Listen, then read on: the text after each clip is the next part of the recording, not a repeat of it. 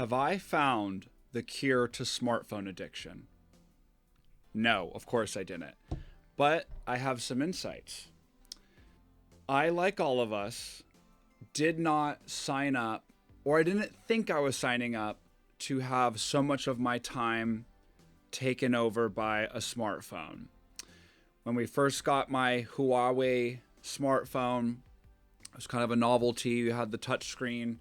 Of course, when the iPhone 4 came out, it revolutionized everything. But nowadays, it's turned into, how do I even say it? It's like their whole mission is to get as much of your attention as possible. I think even when we signed up for MySpace, like, we didn't think that it would become the great algorithm, like the feed, right? Nobody really knew that that was going to happen back then. And I'm not the only one with this issue, which is probably why you're watching this video. We've all had a desire to, I guess, get our life back a little bit. And there's a massive industry that's popped up in the last 5 years of hardware, of apps, of all sorts of methods to reduce screen time. That's what the promises of these companies are. And I first got interested in this a couple years ago when the Lite phone came out, the LITE phone. And I was like, okay, that's so cool. Like, they're addressing this issue. Everybody kind of wants it. There was a massive interest in it. And then they dropped the price tag and it was really expensive. And it didn't work on every network. And I was like, I don't know if that makes sense for me, right? Because I have to use it for work. I'm in marketing, so I need to be able to have access to social. We make all these excuses, right? I mean, I do it every day. So that brought about the idea of how can I take the middle road? How can I have my cake and eat it too, right? What are the apps that I really want? Well, let's be honest, iMessage. We all want iMessage because there's a lot of reasons for that, and that would require a whole nother video. But if I had iMessage, maybe Apple Maps or Google Maps, and then email, phone, and then Authenticator, Microsoft Authenticator for work and whatnot, that would be enough for me. So how can I do that? Well, of course you can delete all the apps on your phone or do one of those apps that blocks the time on your screen. But how can I take it a step further without fully committing to a dumb phone, to a flip phone, right? Because even those are expensive.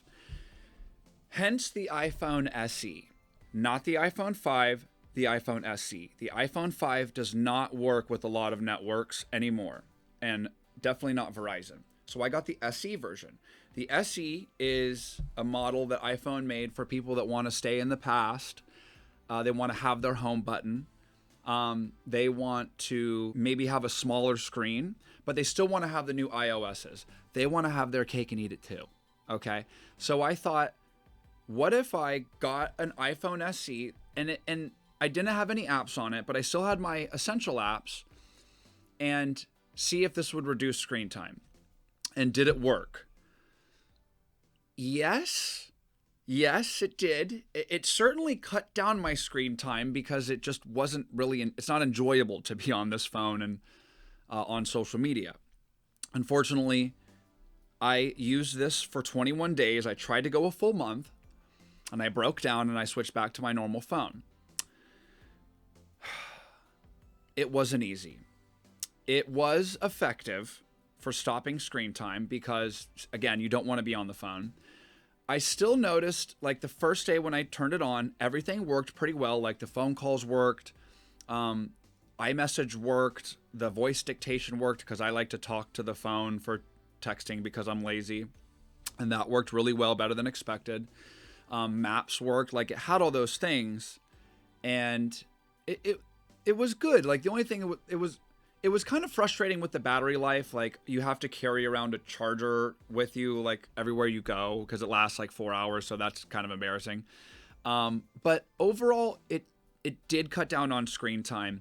I think that the experience of the phone was good enough for me to suggest that you should try it if you want to make an attempt at cutting down your screen time. Now, when I first got it, I turned it on and I started using it, and I was like, well, great, it works. And I put down the phone and I noticed myself, I kept grabbing it and looking at it, grabbing it and looking at it, even though there was nothing on it. It was a natural, like, neural pathway brain reaction to pick up the phone and look at it. And that was really frustrating because I was like, wow, am I really that, like, addicted to this device? Yes, we all are, right? And, like, after like 10 times of doing it, probably 30 times, I, like, threw the phone. I was like, this is ridiculous. Guys, when I tell you it's like getting off drugs, I mean, it truly is. That's why I only lasted 21 days. I'm back up. I'm back on the dope. God, why? But I'm gonna try it again. I'm gonna go for another month and see how it is. I think for the price point, it is an interesting method. It's kind of a gimmick, and that's the problem. Is that gimmicks don't really work, do they? They kind of work. It's a step in the right direction. It could work, in theory. It definitely kind of helped cut the screen time. I did notice myself on the phone less, and for that, I'm gonna have to recommend it. I think it would have been different if I fully committed to it. See, the whole time I knew that I had my smartphone back at home and I could switch to it at any time. And that in the back of my head made it easier.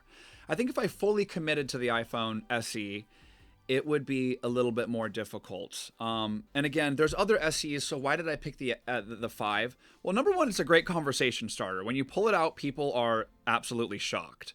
They're looking at you like something's wrong with you. Of course, something is. I'm addicted to my smartphone.